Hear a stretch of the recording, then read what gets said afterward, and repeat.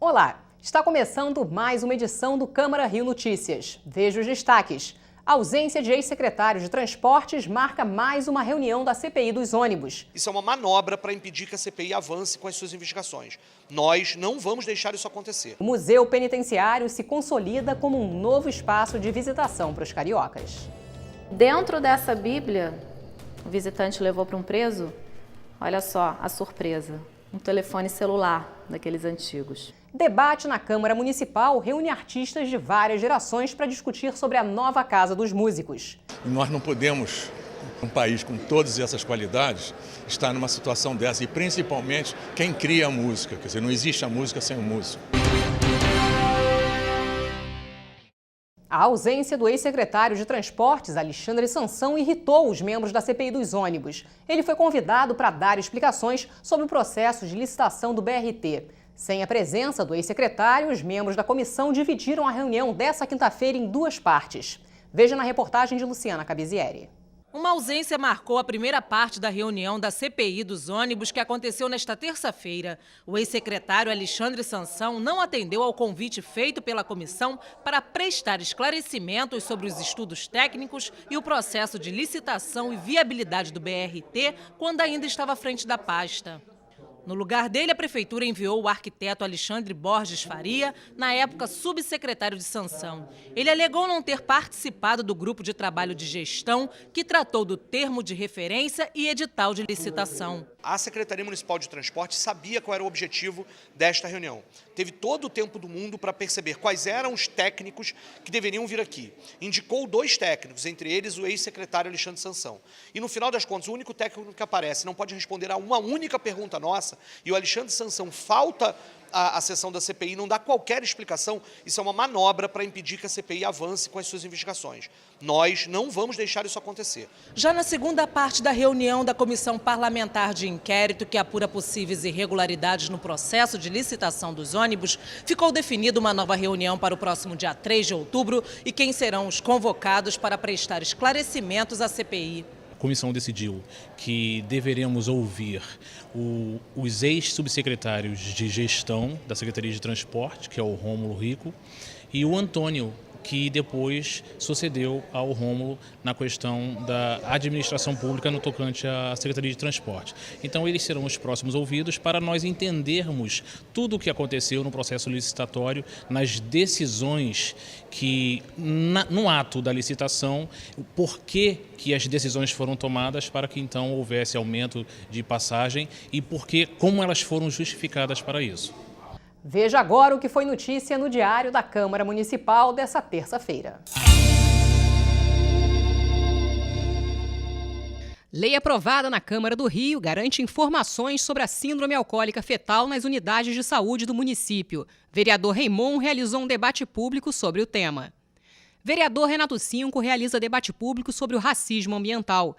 Projeto de lei do vereador João Mendes Jesus determina a vacinação contra o vírus HPV nas escolas municipais. Vereador Cláudio Castro fala sobre o projeto que determina a aplicação de um percentual das multas de trânsito em projetos de mobilidade. E o vereador Inaldo Silva fala sobre a proposta que cria um cadastro de números bloqueados para ligações de telemarketing. Esta quarta-feira, 27 de setembro, é comemorado o Dia Nacional da Doação de Órgãos. Os números atuais são melhores, mas ainda insuficientes para comemorações. O repórter Sérgio Costa conversou com o coordenador do Programa Estadual de Transplantes. Sérgio. O Dia Nacional de Doação de Órgãos e Tecidos é celebrado nesta quarta-feira. Os números melhoraram no estado, mas ainda não são suficientes para atender a todos os pacientes. Para esclarecer melhor o tema, vamos conversar com o coordenador do Programa Estadual de Transplantes no Estado, Dr. Gabriel Teixeira. Doutor, muito obrigado pela sua entrevista. Eu queria pelo menos entender nesse início o que é necessário para ser um doador. Olha, Sérgio, primeiramente boa noite, é um prazer estar aqui. Bom, para ser um doador de órgãos, o paciente o óbito deve ser em morte encefálica, a gente chama, que é quando o cérebro, a atividade cerebral, ela para primeiro, vamos dizer assim, com o coração mantendo seus batimentos. Nesse tipo de óbito, é possível que se extraiam os órgãos. Os doadores de tecido podem ser de qualquer tipo de óbito, Então, qualquer paciente que venha a falecer pode ser doador de tecidos. A falta de informação, ainda há muito preconceito por parte das famílias? Olha, sim, eu diria que a palavra talvez não fosse preconceito, fosse falta de informação, né? Então, a morte encefálica e a possível doação de órgãos é um assunto muito pouco discutido ainda entre as famílias. E por que é importante discutir isso dentro das famílias? Os únicos que podem fazer autorização para que aquele paciente seja doador são os próprios familiares. Então, mesmo que eu tenha demonstrado em vida? Mesmo que tenha demonstrado. Então, não existe nenhum instrumento legal, né, que o torne doador. Sempre a sua família vai ser confrontada com essa opção e a sua família que vai ser responsável por autorizar ou não autorizar. Então é importante que as pessoas conversem sobre isso. Agora, a questão do diagnóstico da morte cerebral, os órgãos estão funcionando, então as famílias acreditam que ainda há uma chance, por isso ainda ficam um pouco resistentes? Pois é, por vezes as famílias têm dificuldade de compreender a morte cefálica, que por vezes não é fácil, né? Então, na véspera do diagnóstico, por exemplo, você está lá no CTI, você vai ver o aspecto, os monitores, muito parecidos com o dia seguinte, quando você recebeu a informação de que o paciente faleceu, porque o cérebro parou de funcionar. Então, as famílias têm dificuldade de entender isso, sim. Agora, onde nós avançamos, onde precisamos conseguir bons resultados, ainda nesse panorama do Estado? Olha, eu acho que a gente tem que, e o nosso trabalho diário, é trabalhar com a doação, né? A gente tem uma máxima que diz que sem doação não há transplante. Então, a gente tenta educar a sociedade, educar os profissionais de saúde, trabalhar junto às unidades de saúde para que a gente possa evoluir com o número de doadores, né? Porque através disso a gente consegue fortalecer o transplante. Mas a captação, ela evoluiu ou não? Evoluiu, né? Então, o programa de transplantes, o PET, como a gente chama, ele foi criado em 2010, foi uma série de ações que buscavam aumentar o número de doadores. Isso passou por aperfeiçoamento, tanto no diagnóstico de morte cefálica, como na captação dos órgãos. Uma única pessoa pode auxiliar quantos pacientes? Olha, contando órgãos e tecidos, mais de 50 pessoas podem ser beneficiadas. Qual que é a mensagem nessa semana, justamente da doação? Olha, a semana é a seguinte, a semana que a gente deve conversar nas nossas famílias sobre a doação de órgãos, né? Quando a gente se depara com uma família onde as pessoas discutiram sobre isso, a decisão da família na hora do óbito, daquele familiar, é muito mais fácil. A pessoa se sente mais segura, né, e mais certa daquilo que talvez fosse a última vontade daquela pessoa que faleceu. Então o conselho é que se comunique para a família antes o desejo. Exatamente. As pessoas devem, em vida, discutir sobre isso. No Brasil, como alguns países do mundo, as pessoas têm dificuldade de falar sobre a morte, né? Mas é uma coisa inevitável que a gente deve conversar sobre nossa vontade, buscar informação, o que é a doação, o que é o transplante, como isso funciona, para que elas possam tomar suas decisões baseadas em informações seguras, confiáveis e talvez no momento mais oportuno do que na hora do óbito daquele familiar, onde talvez seja muita informação para que você possa absorver. Agora, em vida, não esquecendo do transplante da medula óssea, que é muito importante. Muito importante, né? Então, para você ser colocado no REDOME, que é o cadastro de doadores, basta uma coleta de amostra de sangue periférico, uma coisa bem simples. E caso você seja compatível, né, com alguém, você vai ser chamado para novos exames. Mas é uma coisa muito simples e bastante acessível. Muito obrigado pela sua entrevista. Foi um prazer. Voltamos ao estúdio com Ingrid. Confira agora o que foi destaque na sessão do Legislativo Carioca nessa terça-feira. Após muitas discussões e algumas votações adiadas, na sessão plenária dessa terça-feira, o projeto de lei que dispõe sobre o comércio ambulante no município foi aprovado pelos parlamentares. O projeto recebeu emendas e subemendas. A gente ampliou os direitos desses trabalhadores que, de uma certa forma, estavam sendo criminalizados na cidade do Rio de Janeiro. O comércio ambulante, ele joga o dinheiro na rua. É um dinheiro que circula. Isso aquece a nossa economia. Isso gera a economia em espiral. E é isso que a cidade do Rio de Janeiro está precisando. Está precisando aquecer a economia, gerar emprego, qualificar. Então, acho que é um grande processo que a gente pode avançar ainda mais. É uma oportunidade ímpar de rever essa legislação.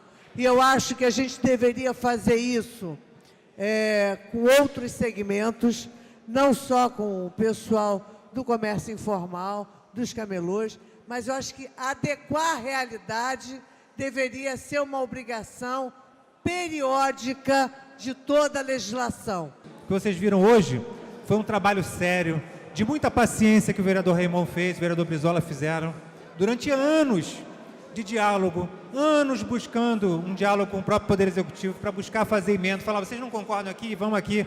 Os dois lados, buscou onde é que os dois lados podiam ceder para avançar no que foi possível.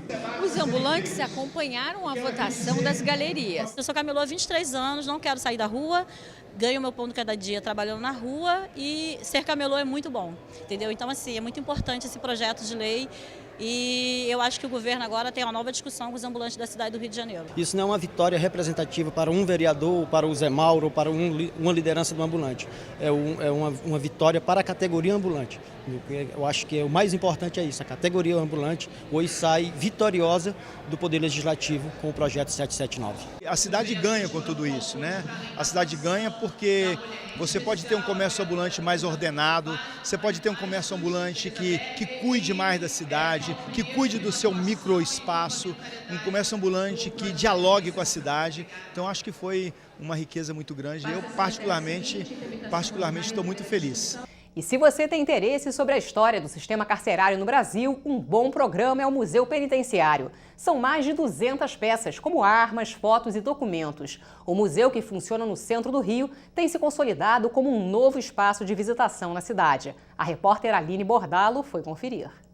Na rua Frei Caneca, centro do Rio, um muro destoa dos demais. Ele foi construído por escravos em 1837.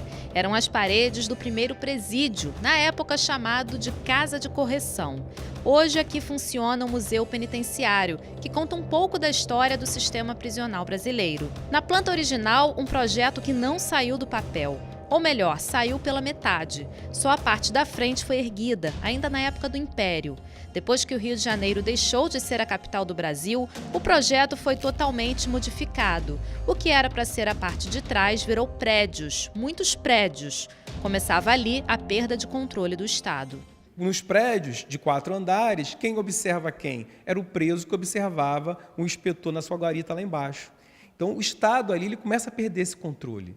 Essa ideia de ver o preso 24 horas. O preso começa a ver o inspetor que estava na guarita. E isso começa a perder essa questão do controle. No início, os presos trabalhavam na confecção de móveis e outros objetos, mas por obrigação. Este sino dava o toque de recolher e outros avisos. As fotos dos detentos eram tiradas por este lambe-lambe. Aqui estão expostos alguns objetos que foram apreendidos com presos e também com visitantes. Por exemplo, isso aqui era usado para fazer tatuagem, perigo, né? Essa escovinha aqui parece uma escova comum, o visitante vai, leva a escova e aqui por dentro, ó, munição escondida. E dentro dessa Bíblia, o visitante levou para um preso, olha só a surpresa, um telefone celular daqueles antigos, muita criatividade. O sabão em barra também servia de esconderijo para drogas e munição, assim como a pedra. A famosa Teresa, corda feita de lençóis, era bastante usada para a fuga. Nesta sala, alguns móveis e remédios do primeiro manicômio penal da América Latina, que funcionava no complexo da Frei Caneca. No arquivo do museu também tem fotos dos presídios da Ilha Grande. O primeiro era um hospital, o Lazareto. Depois é que o Instituto Penal Cândido Mendes foi construído. Para lá eram mandados os presos políticos, que se misturavam aos presos comuns. Com a convivência, eles foram se organizando. Nascia, então, o Comando Vermelho. Com a demolição do presídio, os detentos foram transferidos para Bangu e a facção se expandiu. Esses presos, ali dentro, começam a interagir e ver a dificuldade de ver uma classe social diferente. Então, essas legislações entre eles foram criadas por uma forma administrativa de convívio. Depois, esses presos saem, né, políticos, e esses presos comuns começam a se articular de uma outra forma. E aí surge, né, a partir de uma briga que teve na Ilha Grande, de 2 falanges na época, a Falange Vermelha e a Zona Norte, saiu o Comando Vermelho. Hoje, o Rio de Janeiro tem 51 mil presos. É o terceiro estado com a maior população carcerária do país, perdendo apenas para Minas Gerais e São Paulo. Conhecendo os primórdios do sistema prisional, dá para entender um pouco o porquê da falência desse modelo. A sociedade tem que refletir se ela quer continuar com esse modelo, né, e como ela vai continuar com esse modelo. Esse modelo, as superlotações, né, o sistema prisional do Brasil inteiro, do mundo, né? Mas no sistema prisional do Brasil, ele precisa refletir o que está acontecendo aqui, nos outros estados, e que modelo que a gente quer seguir agora, né? Essas pessoas com baixa pena, precisa ir para o sistema, né? É uma questão que a legislação precisa rever isso. Após muita luta, os músicos conseguiram um terreno para construir uma sede no Rio. Um debate realizado na Câmara Municipal reuniu artistas de várias gerações para cobrar à Prefeitura o início das obras. A reportagem é de Vitor Galhardo e Sérgio Costa.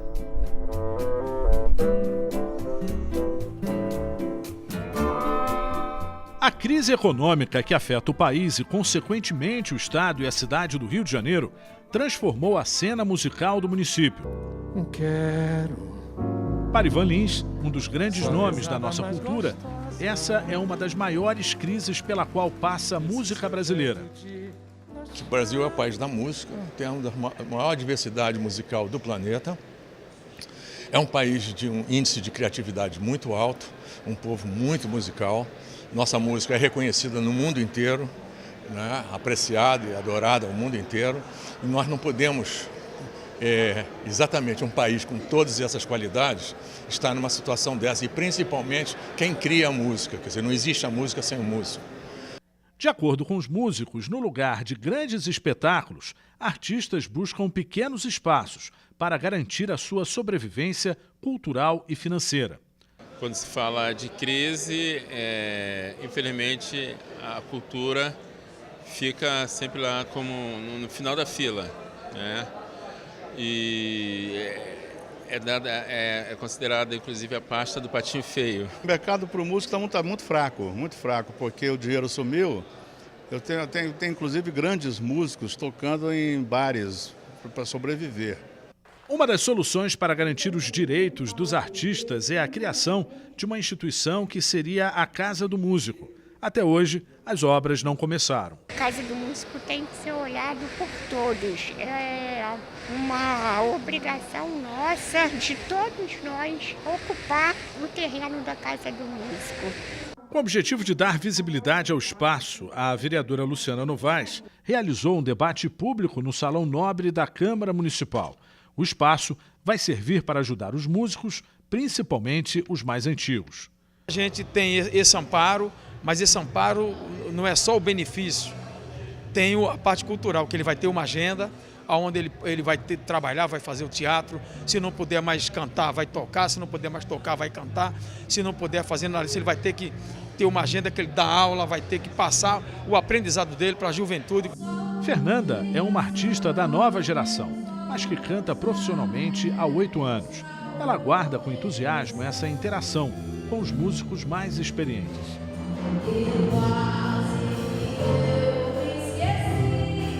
Para a gente, né, vai ser muito necessário, assim, eu acho importantíssimo ter esse ponto, né, de encontro, de referência, de apresentações, da gente interagir com os veteranos, a turma nova que está chegando também. Eu acho que vai ser um espaço que vale super a pena, assim. Apesar de ser um debate público, todo encontro que reúne músicos acaba literalmente em música. E esse foi mais do que especial, com uma devida homenagem a Nelson Sargento. A primavera triunfal, são as instruções do ano, no momento triunfal.